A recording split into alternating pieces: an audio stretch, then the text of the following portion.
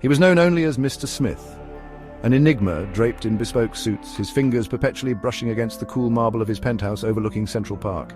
He possessed a fortune that rivaled nations, earned not through inheritance or industry, but through the unsettling clarity of his mind.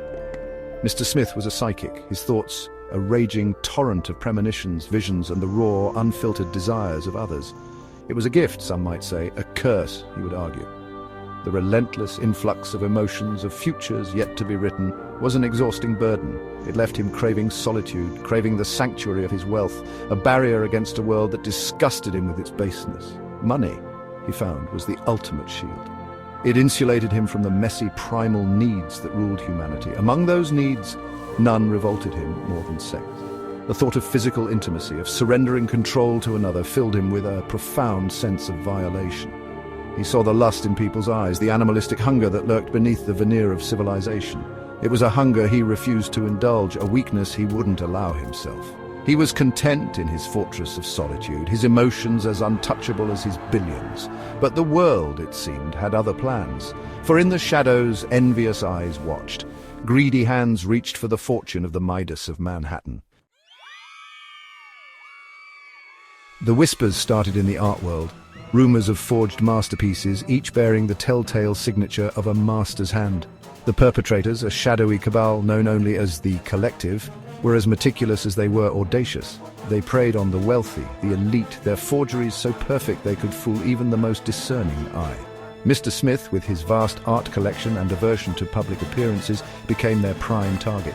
His penthouse, a treasure trove of priceless artifacts, was the ultimate prize. The Collective saw him as an easy mark, a recluse lost in his own world, oblivious to the danger lurking in the shadows. They underestimated him. He sensed the tendrils of their conspiracy reaching towards him, felt the icy grip of their greed. Their thoughts, a cacophony of avarice and deceit, invaded his carefully constructed solitude. They saw him as a mark, a fool ripe for the picking. They believed his wealth to be his only weapon. They were about to learn just how wrong they were. Their first mistake was sending her, Isabella, a woman with eyes like emeralds and a voice that could melt glaciers. She was the bait, the lure meant to pierce the armor of his indifference. Her mission to gain his trust, to learn the secrets of his penthouse and the combinations to his vaults. He saw through her facade instantly, the calculated warmth in her eyes, the practiced sincerity in her smile. He felt the cold, calculating ambition beneath her feigned affection. She was a puppet, dancing to the tune of the Collective, her every move dictated by their insatiable greed. He played along, amused by their audacity. He indulged her feigned interest in his art, her carefully crafted questions about his life. He let her believe she was unraveling the enigma of Mr. Smith, all the while weaving a trap of his own. He knew their game, and he was determined to change the rules. His ability wasn't limited to reading minds. He could see the past, present, and future with unsettling clarity. He watched their every move, listened to their whispered conversations, saw the fear in their eyes when they realized their mark wasn't what he seemed. He knew the location of their forgery workshop, hidden deep within the bowels of a nondescript warehouse.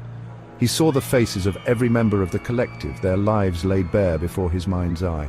He saw their leader, a man known only as the Maestro, a ruthless criminal mastermind with a penchant for the finer things in life.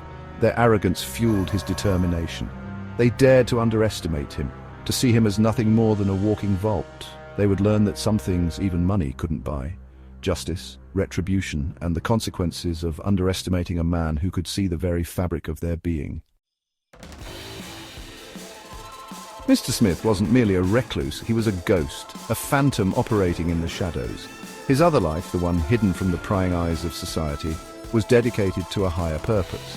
He was a weapon forged in the fires of tragedy, a silent guardian operating with the full backing of the CIA. Years ago, his wife and children were ripped away from him. A brutal kidnapping orchestrated by a rival organization ended in unimaginable horror. The pain of their loss was a constant ache, a dull roar that threatened to consume him. The CIA offered him a deal retribution for his expertise. He became their secret weapon. A whisper in the night, a bringer of swift and silent justice. He hunted terrorists, dismantled criminal empires, and eliminated threats to national security.